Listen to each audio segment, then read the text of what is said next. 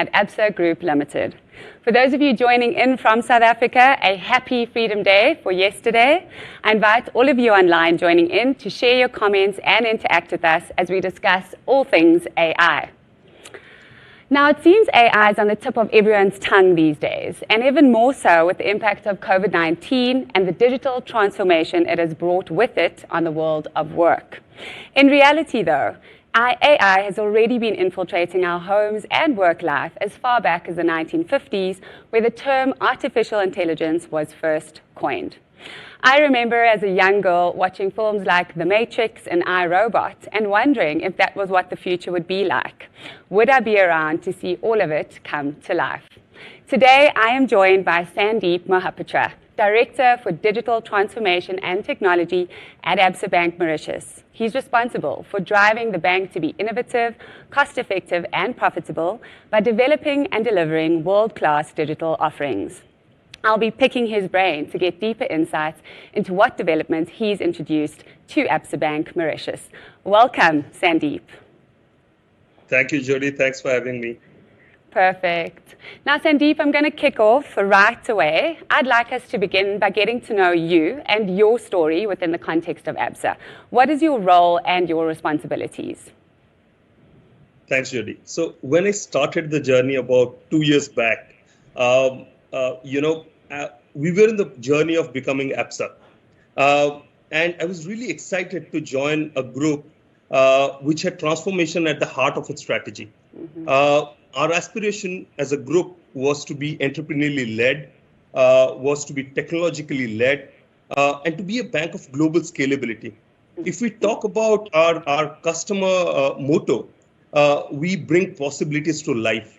And that means we want to further the digital boundaries to really be customer obsessed at the core of our focus. I think this vision really spoke to me. And at that point in time, to further this ambition, Absa Bank Mauritius was probably the first country in the whole group to form a digital transformation office. And I was the first person to join the group. Soon enough, we formed a very lean and yet a very ambitious team with a lot of dreams, courageous dreams in their hearts, to go out there and to create a very bold digital strategy. We created and architected an entirely modern and hybrid architecture, and we interlaced and embraced emerging tech such as artificial intelligence, machine learning, Internet of Things, and we interweaved all of that into this architecture. The reason being, we truly believed that emerging tech such as AI has the potential to revolutionize customer experience and to significantly add value to our back office efficiencies. And that's how this whole journey kicked off.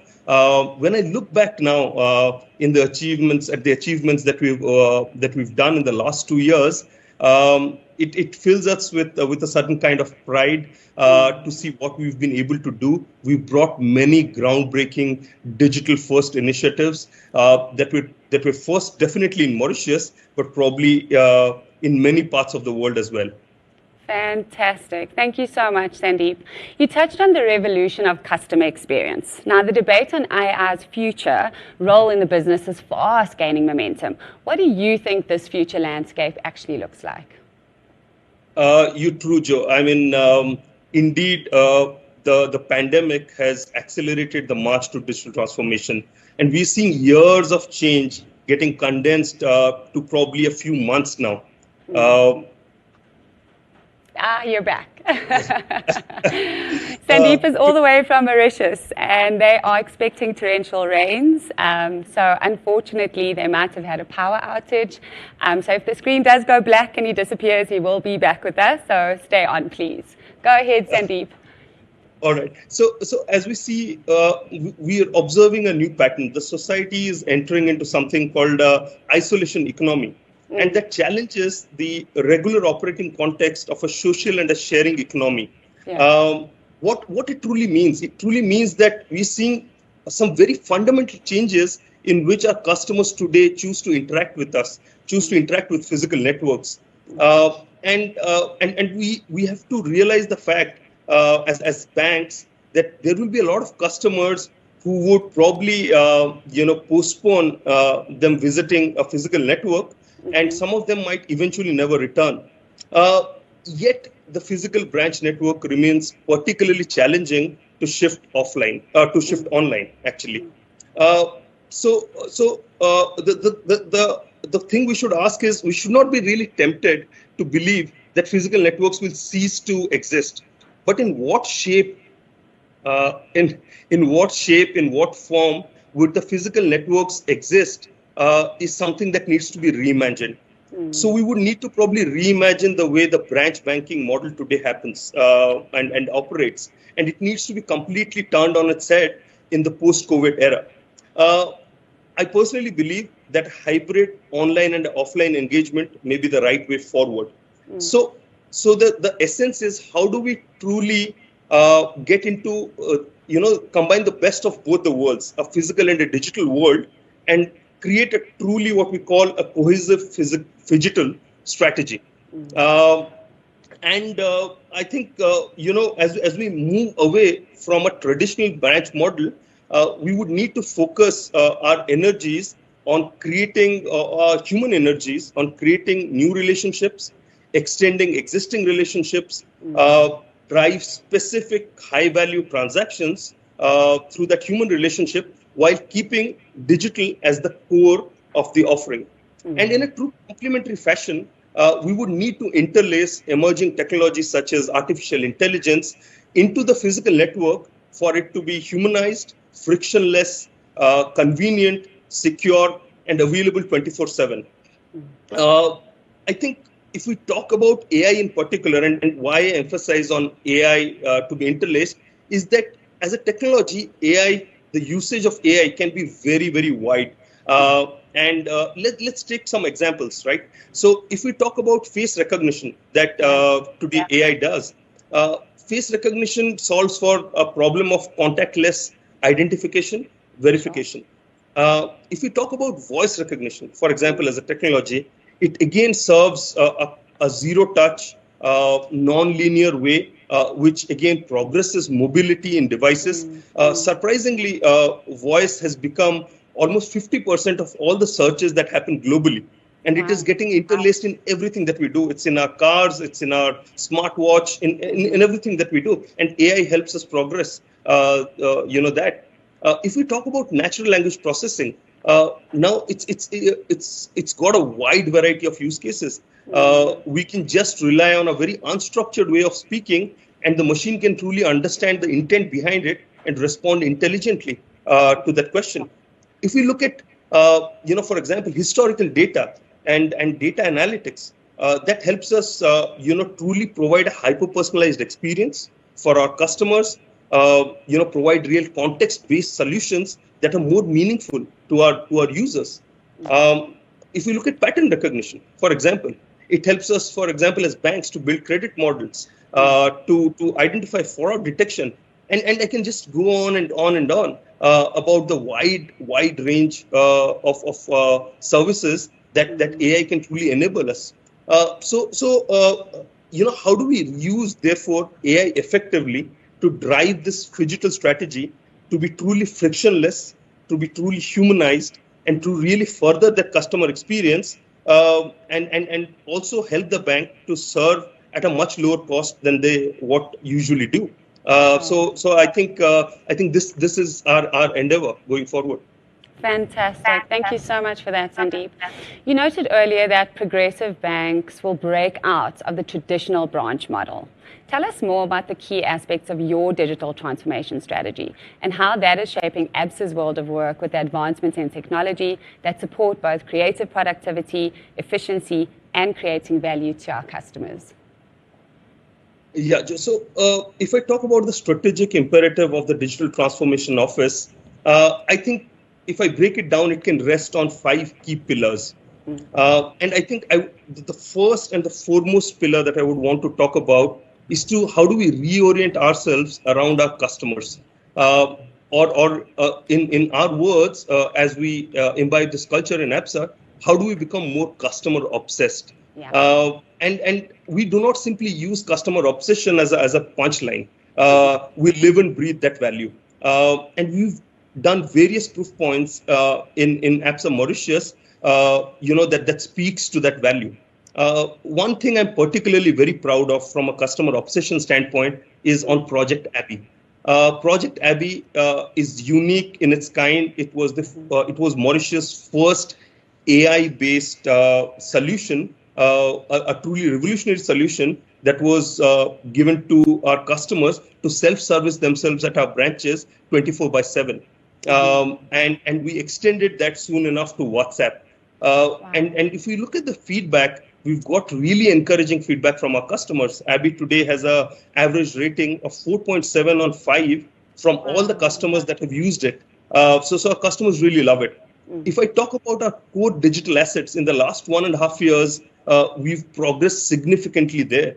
We've upgraded our mobile apps. And again, it gives me great pride to say that we are the highest rated app in the island. We've just recently upgraded our app for our business banking customers. And it's unique because it's probably one of the few banking apps that provides a personal and a business banking user and fulfills their need with just one app. Sure. Another breakthrough that we've done in Mauritius as a first is on digital onboarding. And we've introduced a digital onboarding platform for our corporate and international customers, for our business banking customers, or as we know, the SMEs or the entrepreneurs. And we've also launched a digital onboarding platform for our offshore customers, what we call them as Wealth International customers. Okay. And how is that unique? So one is from a customer experience perspective, it's very intuitive, and the customer can do everything practically from the comfort of a home or office. But more importantly, what we've done is we've interlaced AI with this whole onboarding experience. So if you see, we've placed a chat icon there, and what it allows is it intuitively checks on what page, on what field the customer is, and it prompts an answer that the customer would most likely be looking for. Wow. It also provides a live chat feature that allows the customer to get assistance throughout the customer journey. And it also has something called co-browsing or screen sharing, where the customer can share his screen should he need any assistance, and I can solve the problem on the fly. And what's even more unique is that we've used Abby's architecture and technology to solve for something called digital KYC. Okay. It allows human-less KYC to be conducted in under 30 seconds. So, for example, Joe has uploaded her passport copy. It takes the image of Joe and matches with the live image that's appearing in front of the camera with a liveness detection, and says, "All right, it's a match." And this is truly groundbreaking because it shifts the whole identity and verification problem from the branches, and it allows machines to do it even more accurately using Face ID technology. And we've also, during the pandemic, we've launched the contactless cards initiative, making it more hygienic for Absa customers to use their cards. So all of this truly speaks to the customer experience or the customer obsession culture that we want to imbibe. And as we progress, we want to make all our customer-facing channels a self-service channel. We want to introduce multilingual in there so that customers are free to choose the language that they want. And we want to interlace it with artificial intelligence to make it more human and make it more frictionless. So this is our endeavor going forward. The second pillar that I would want to briefly touch upon is how do we bring efficiencies in all the processes that we do? How do we streamline our processes and make them more efficient? And there is ongoing restructuring work that we are doing where we're saying anything that exists in a paper entity today, in a paper form, needs to be a digital.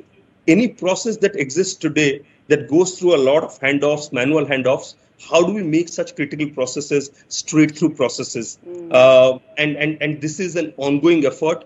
We've taken a challenge onto ourselves to be a paperless organization by 2023. And we believe we can do it much earlier than that. Talking about the third pillar is how do we get the right tech stack? How do we invest in the right technology for us to be scalable and a digitally led organization. Towards that endeavor, what we're doing is we're creating an orchestration layer or a customer experience layer that's connected to all our systems. We're moving our systems into a cloud-based architecture that allows us to deploy at speed, to scale at speed, and to be available all the time. We are also looking at creating platforms for ease of customer onboarding, to make our payment services cheaper, faster, more efficient, and to interlace with it emerging technologies so that we can do it so much more efficiently as we go along. I think the fourth important pillar that I would want to talk about is about how we harness data, how we leverage data to hyper personalize experiences for our customers. And fortunately, as a group, we've moved into a big data platform. We've created our data lake. And how do we orchestrate that? So we've got now a customer lifecycle management platform that keeps data at its core and that uses that data to really create those hyper-personalized, contextualized solutions to our customers depending on what part of the journey he's in. So there is no carpet bombing or one-size-fits-all. It's essentially tailor-made to each of the customers. Sure. And the last, but definitely not the least, and probably equally important aspect that I would want to touch upon is the culture. How do we create a digital-first mindset within Absa? And I think when we talk digital, people typically think it's a function, right? It's technology, it's digital transformation, but we want to move away from that. We want to say, how do we embrace digital as a mindset across the organizations? And to be able to do that, what we've done is we've created a platform that allows a non-tech user, a business or an ops user, for example, to create an electronic form on its own, to associate a workflow on his own without having to write a single line of code. And I think that's truly revolutionary because we can really scale, transform at scale now, given that we have now formed a large squad of people across functions to be able to do that. We are also upskilling our people through the Digital Campus initiative of the group by getting them the right digital courses so that they're tuned with what's happening around the world. And we're creating what we call, we're creating courses, the power on please. We're creating courses, and we're creating platforms so that our colleagues can collaborate much better, can co-create, and can work in a more coherent fashion. So I think this is what we have in terms of vision of where we want to go. Awesome. Sandeep, what I loved about what you spoke through was, you're harnessing both what we bring as human beings to the workforce, and tying it into what AI can also offer us.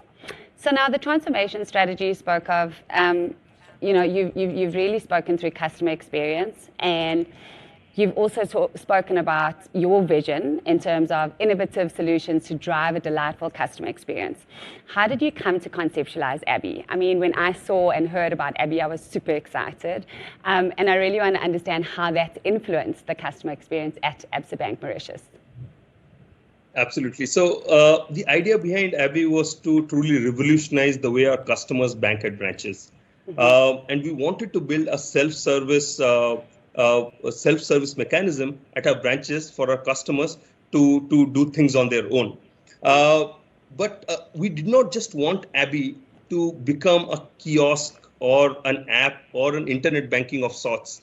And we've seen that across various digital lounges, across various banks where they say it's a digital lounge, but essentially it's just internet banking placed on a laptop. Yes. But we didn't definitely want to do that. We wanted Abby to become an extension of the physical network and of the human network that it operates in. And we went to great lengths to ensure that Abby is truly phygital, marrying the best of both the digital and the physical world. And while we were conceptualizing all of this,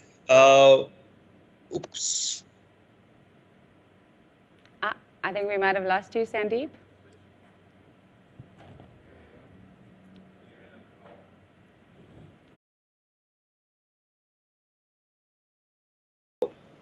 a AI-powered humanoid Wow. and a digital kiosk where we used super tech. Okay. And when I say super tech, we introduced a lot of features such as face recognition, voice recognition, autonomous navigation, artificial intelligence, and so on and so forth. But Jody, it was not technology for the sake of technology. We Okay. wanted to truly mimic the human behavior, and as I said, it's operating in a physical network. So we wanted to truly see how it can become an extension of that physical network. And as an example, why did we really introduce face recognition? Because we do realize that when customers come at our branches, they see our branch staff and they smile at them, they greeted them. Yes. Yes. And we wanted to really mimic the same behavior. When customer Okay. stands in front of Abby, Abby says, "Hi, Jody, how can I help you today?" Fantastic. And so similarly, we introduced voice recognition because people like to talk when they're in branches. They don't want to sit behind a kiosk and punch a few numbers. So we introduced voice recognition, and Abby recognizes voice and it responds back depending on what the customer's intent of the question is. Similarly, we introduced artificial intelligence to understand, like I said, the intents behind everything that the customer is saying and to respond in a more human-like manner. And if I had to take an example, Abby can not only do banking transactions or answer any banking-related queries. Abby, you can also do a small talk with Abby. So you can probably go ahead and ask Abby, how are you feeling today? What's the weather like? Where do you live, etc. And Awesome. it would smartly give you an answer to that. Abby is, in its humanoid form, is also powered by autonomous navigation. Okay. So there is a whole lot of tech that has gone behind Abby, but the idea is to make it super customer friendly as well, and not just high tech. Wow. And now what we see in our branches is our customers have obviously bid goodbye to the long queues in our branches. They come, they can self-service themselves. And Abby can do a lot of things for an authenticated user. So, for example, an authenticated user can get his bank balance, can get his bank statements, can update his contact details, be it email address, mobile number, can make any payments. The customer can make a international payment, a domestic payment, can set up standing instructions, can pay his bills, can set his direct debits of bills, can pay his credit cards, can check forex rates, can apply for products, can order for a checkbook, and the list goes on and on.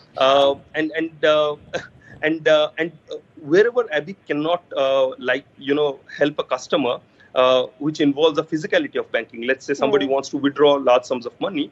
Abby is equipped with queue management system, so it gives you a branch ticket for the customer to self-service or to get a service from a staff at the branch. What's more, Abby is powered by branch analytics on a real-time basis. So we actually can see what's our customer wait times, what are average service times, how many customers stepped in for what on a real-time basis, and it provides the customer a mechanism to also give real-time feedback. And that's how we say that Abby is loved by our customers, because we're seeing a feedback of 4.75 from all the customers who have interacted with Abby. And I think as we move along, in future, Abby is going to be equipped more and more with self-service capabilities. It's going to become multilingual, which is right now in the labs. And it really speaks to our customer obsession strategy, where we want to truly differentiate and revolutionize the way our customers bank today. Fantastic. I'm so inspired, Sandeep, and so excited by all of these developments that are happening on that little island of Mauritius. Now, I operate in the world of recruitment where I see aspects of AI obviously already being incorporated. For majority, the view is that the addition of AI means that we, as humans, are able to do the human work where we have the greatest impact in terms of the process. It's clear, though, that the advancing AI is rapidly changing the landscape of how we all do business. Do you share the same view in context to the banking operations? I think, Jody, this is a fantastic question, and it's been asked, multiple times by multiple people to say, will AI eventually replace us? Yes. So the answer is, the idea is definitely not not humans replacing humans, but the idea is to take the robot out of the human. There are times we do a lot of mundane, repetitive work that machines can do so much better.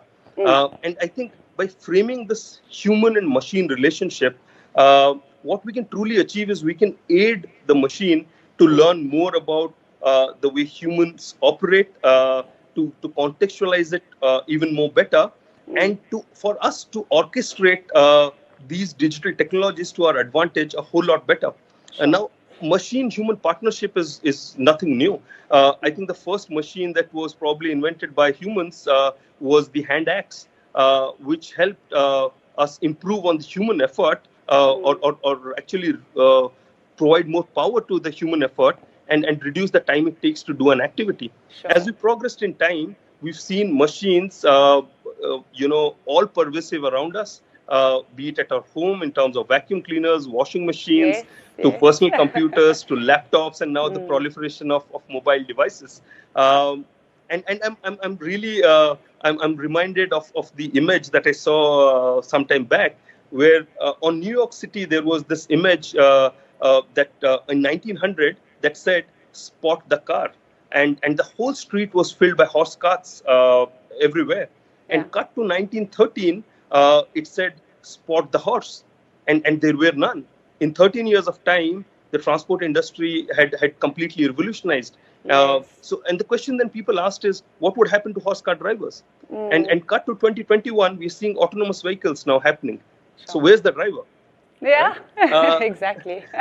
So we are about to enter into a society that will see those technology changes even more rapidly than we had ever witnessed. But it would be a fallacy, I would say, to assume that human work would become redundant. On the contrary, what I think is what we humans value the most is the fundamental intuitiveness in which we operate, the warmth of a relationship that humans can give, the judgment that we provide in fuzzy areas, and I don't think that value is ever going to go away. The human creativity is going to remain, and we'll probably in future be the orchestrators of these digital, so to say, extensions, if I may, to further the way in which we operate in the world.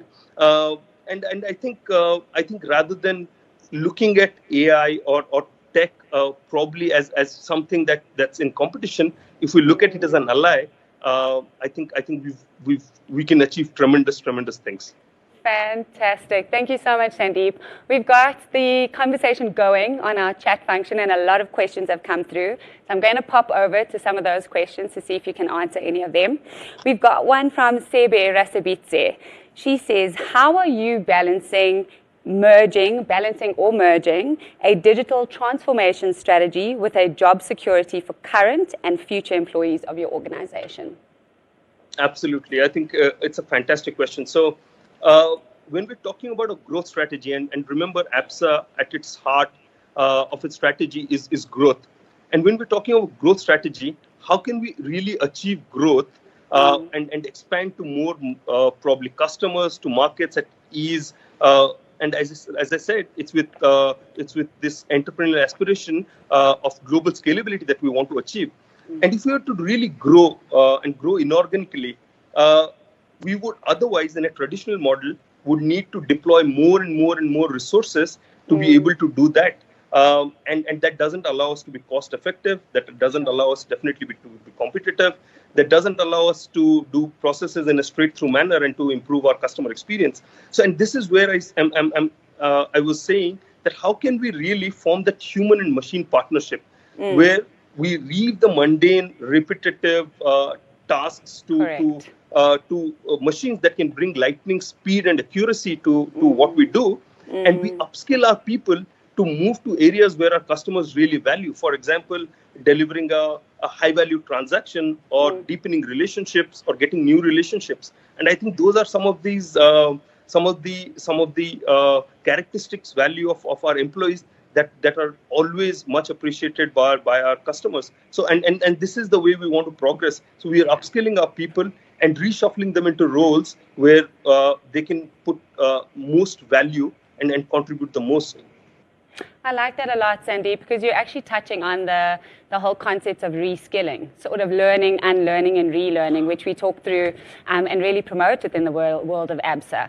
Another key question that has come through here is the plan to scale these innovations to the other countries that we have representation to ensure consistency and no duplication of efforts? Can you comment on that at this stage? Absolutely. So, in fact, a lot of the things that we've done here, and when we joined the group, we said, can we become a fintech within the group, right? So, anything that we do, we are a small island. Yes. We can experiment, and we can then transplant the best practices across other regions. And indeed, this is happening, and this is work in progress. A lot of things that we've already done. We've got interest from across the organization, across our regional presence, and we're trying to help them to see how can we go forward and translate some of the best practices that we've done across the group. And like I said, the way we had architected it was to make sure, in a technical term, it's multi-tenanted, but how do we transplant the same solution with least effort across various geographies? Sure. And because we operate in a space where we've embraced cloud, so I think scalability comes naturally with all the solutions that are happening in Mauritius. Awesome. That's a great segue into the next question, Sandeep, and this is really from an ethical perspective, and I imagine you obviously get addressed with these types of questions all the time, but Shantae Ellis asks, are there ethical challenges associated with introducing AI to customers or to our customers, and how do we address these challenges? Absolutely. So I think when I talk about AI, I give the analogy of a baby, of a kid. AI in itself is a black box. What we teach, what we feed, how we make it learn things, it just starts to respond in that same fashion. And while we make it learn things, how do we ensure that the customer privacy is protected at all times? That judgment is not excised in areas where it isn't supposed to be. And I think those are some of those questions that we put very careful considerations when we build a solution like that. AI in itself doesn't pose an ethical dilemma in my mind. It's how we make the AI learn as it progresses in future is entirely up to us. And like I said, we've always held things such as customer security, data privacy, and it's a non-negotiable, right? So it's something that we value. It's something that we do across our solutions. So I do not really see any ethical challenges, but happy to take any questions. Awesome. Thank you so much for that, Sandeep. And I think your answers and your perspective is so insightful. And what I have got from it is that you're keeping the customer at core. There's such a marriage, rather, around the AI capabilities and efficiencies that brings, and obviously that human impact and that human touch that customers still very much, I suppose, appreciate and love about interactions in terms of customer and insights. One last question here. What is Absa doing to educate and upskill its customers, so to create inclusion and reduce the barriers that non-mainstream customers can experience? I'm not sure if you're able to comment on that. Yes. So Julie, like I said, while all of this technology at its in a technological sense of the word is complex, but how you use that technology for the customer, for it to become intuitive. For example, I say that when Apple introduced Face ID to check into a phone, the customer need not be trained about it. It's just that the customer does it all the time, right? Yes, that's right. Yeah. So when you make that as intuitive, so for example, Abby went through a lot of these customer tests, betas, and those stress tests across age groups. We wanted to make sure our customers, there is no need of an assistant to teach how to use that. Customers stand in front of a kiosk, the kiosk starts responding.